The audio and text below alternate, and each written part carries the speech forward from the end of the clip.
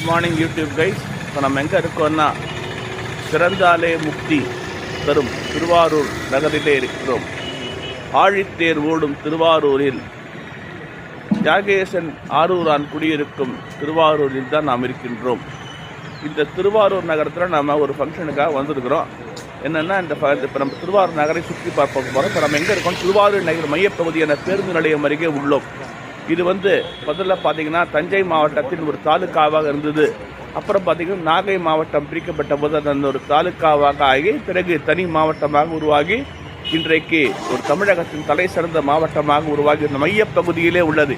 எப்படி திருச்சி தமிழ்நாட்டின் மையப்பகுதியிலே உள்ளதோ அதுபோல் டெல்டாவின் மையப்பகுதியிலே இந்த இது உள்ளது. இப்போ நம்ம பஸ் ஸ்டாண்டுக்கு ஏற்றாப்பால் நின்றுட்டுருக்கிறோம். தமிழகத்தின் முன்னாள் முதல்வர் முத்தமிழ் கலைஞர் பிறந்த ஊர் திருவாரூர். பல கலைஞர்களை, பல அரசியல் சினிமா கலைஞர்களை தமிழகத்துக்கு இந்த ஊர் இது உங்களுக்கெல்லாம் தெரியும். நடிகர் எம்.ஆர். ராதா வெற்றி பெற்ற ரத்த கண்ணீர் படத்தை இயக்கிய திருவாரூர் தங்கராசி இந்த ஊரை சேர்ந்தவர். வசனகர்த்தா ஆரூர் தாஸ் இந்த ஊரை சேர்ந்தவர். பாருங்க, இப்படி பல பேரை தந்து தன்னுடைய பெருமையை சுமந்து கொண்டிருக்கும் இந்த நகரம்.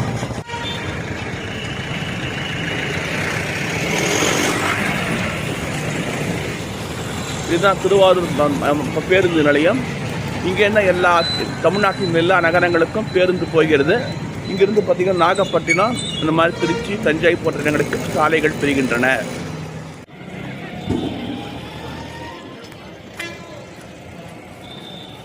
இதுதான் நம்ம பேருந்து நிலையத்துக்கு நுழைய போகிறோம். இங்கேருந்து பார்த்தீங்கன்னா நகர பேருந்துகளுக்கான ஒரு இது நகர பேருந்துகள் மட்டுமே இங்கே செல்லும். புதிய மருத்துவக் கல்லூரி, நீடாமங்கலம், கொரடாச்சேரி, இந்த மாதிரி இந்த இடங்களுக்கு செல்லக்கூடிய இது.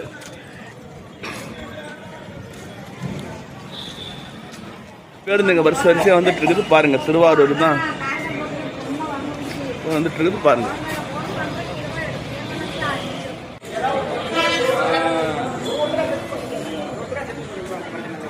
முதல்ல பார்த்தீங்கன்னா சாதாரணமாக இருந்தது. இன்றைக்கி பார்த்தீங்கன்னா இது சூப்பராக இது பண்ணி அல்ட்ரா மாடர்னோட கட்டிருக்கிறாங்க. எல்லாமே டீ கடைங்க, ரெஸ்ட் ரூம்ஸ் எல்லாமே சூப்பராக இருக்குது. பாருங்கள், பேருந்து நிலையத்திற்கு வெளியே இப்போ நம்ம பேருந்து நிலையத்துக்கு வெளில வந்துட்டோம். இதுதான் பேருந்து நிலையத்தின் பின்பகுதி. நிறைய கடைகளாலும் இதுவாக இது பண்ணிட்டு பாருங்கள். இதுதான் டிசிசி பேங்க். இதுதான் எந்நேரமும் பிஸியாக இருக்கக்கூடிய ஒரு இடம். இது பார்த்தீங்கன்னா இப்போ mobile repair shop, tiffin centre, பீடாஸ், அந்த மாதிரி நிறைய இந்த மாதிரி போட்டிருக்கிறாங்க. பயணிகளின் வசதிக்காக தான் செஞ்சுருக்கிறாங்க. எல்லாம் சூப்பராக. அதாவது 40 வருஷத்துக்கு முன்னால் நான் பார்த்த திருவாரூருக்கும் இன்று பார்க்கின்ற திருவாரூருக்கும் நிறைய வித்தியாசங்கள் தெரிகிறது.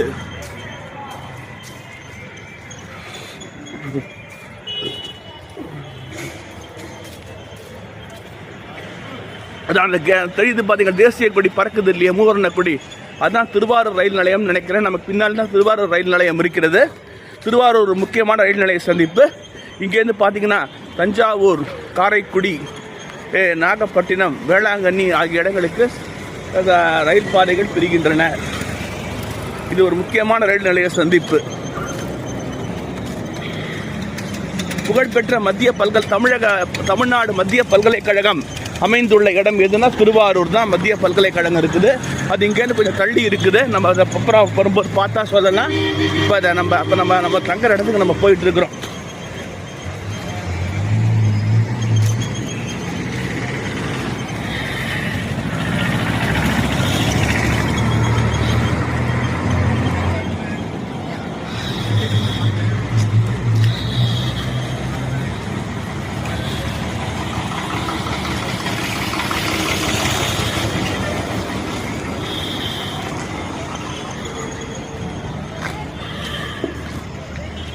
இதுதான் தைலம்மை திரையரங்கம். ஒரு மல்டிப்ளெக்ஸ் தியேட்டராக மாறி போச்சு.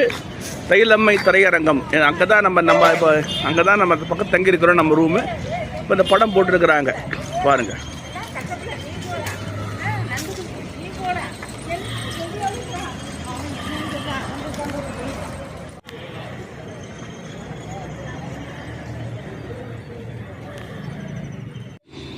இதுதான் தைலம்மை மல்டிப்ளெக்ஸ்.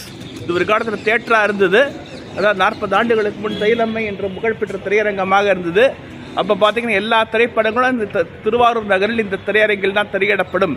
தற்பொழுது கால மாற்றத்தின் காரணமாக மக்களின் ரசனைக்கேற்ப இந்த இது மல்டிப்ளெக்ஸாக மாற்றப்பட்டுள்ளது என்பதை தெரிவித்துக் கொள்கிறேன். நான் சொன்னேன் இல்லையா, அது அங்கே அந்த பில்டிங் அதுதான் இந்தியன் ஓவர்சீஸ் பேங்குடைய திருவாரூர் கிளை IOB நிறைய வங்கிகள், அரசு அலுவலகங்கள், இந்த மாதிரி எல்லாமே எல்லா வசதிகளையும் பெற்ற ஒரு நகரம் திருவாரூர் என்பதை தெரிவித்துக் கொள்கிறேன்.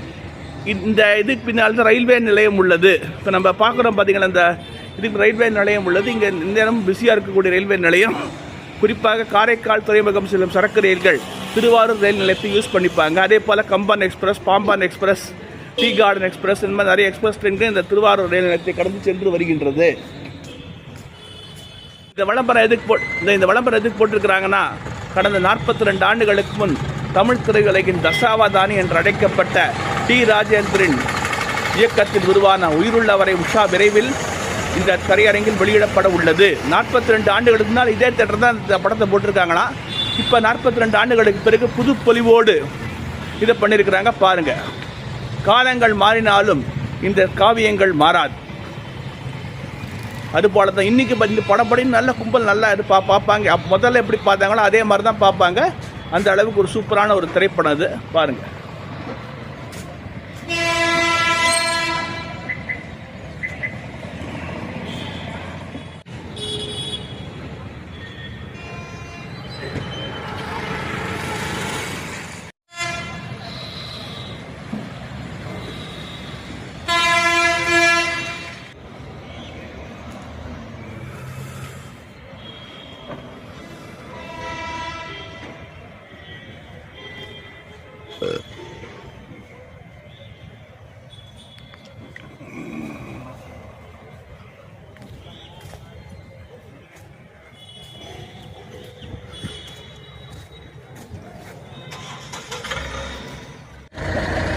நண்பர்களே, இப்போ நம்ம திருவாரூர் நகரத்தை விட்டு புறப்பட்டு விட்டோம். இப்போ நம்ம கிளம்பி போயிட்டு இருக்கிறோம் நம்ம வாகனத்தில். பாருங்க, இதுதான் திருவாரூர் நகர வீதி.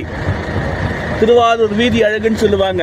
இன்னைக்கு அந்த திருவாரூர் வீதி அழகாகத்தான் உள்ளது. எந்த மாற்றமும் இல்லாமல் அப்படியே அழகாகத்தான் இன்றைக்கும் இதுவாக இருக்குது. சூப்பராக இருக்குது. ஒரு மிகப்பெரிய ஒரு தமிழகத்தின் ஒரு மிகப்பெரிய நகரம். நான் முதல்ல சொன்னேன், பல அரசியல் தலைவர்களையும் சினிமா கலைஞர்களையும் உருவாக்கிய நகரம் இது. சாதாரண நகரம் இல்லை. தமிழ் சினிமாவில் மாபெரும் புரட்சியை ஏற்படுத்திய இரத்த கண்ணீர் படத்தின் தயாரிப்பாளர், வசனகர்த்தா. இதுதான் திருவாரூர் சந்திப்பு. இங்கதான் திருவாரூர் சந்திப்பு. நான் சொன்னேன் இல்லையா, இங்கேருந்து தான் எல்லா இடங்களுக்கும் தெரியுது. அப்ப நம்ம விஷயத்துக்கு வருவோம்.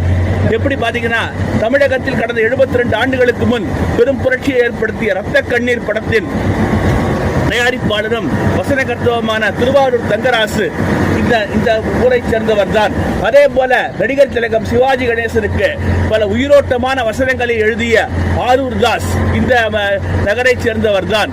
அந்த அளவுக்கு இருபெரும் சினிமா கலைஞர்களை உருவாக்கியது இந்த நகரம்.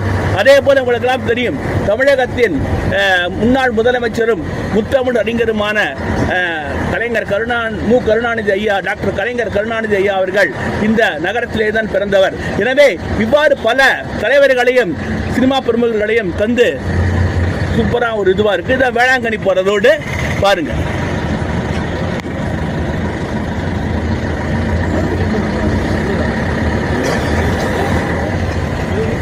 நாம் திருவாரூர் நகரை விட்டு வெளியே வந்து விட்டோம்.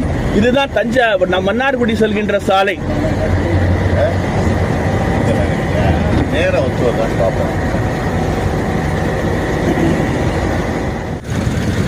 மன்னார்குடி செல்லும் சாலையில் முதல்ல வரக்கூடியது எதுனா விளமல். தஞ்சாவூர் இங்கிருந்து 60 கிலோமீட்டர் தொலைவிலும் மன்னார்குடி சுமார் 30 கிலோமீட்டர் தொலைவிலும் இருக்குதுங்கிறாங்க. பாருங்க, இது டெல்டா மாவட்டத்தின் மையப்பகுதி, காவிரி டெல்டாவின் மையப்பகுதியாக விளங்குகின்றது. இந்த திருவாரூர் நகரம் எப்படின்னா, காவிரி டெல்டா மாவட்டங்களின் மையப்பகுதியாக தஞ்சை, நாகப்பட்டினம், அப்புறம் பார்த்தீங்கன்னா இந்த மாவட்டங்களின் மையப்பகுதியாக விளங்குகிறது. சென்டர் பாயிண்ட் சொல்லுவாங்க.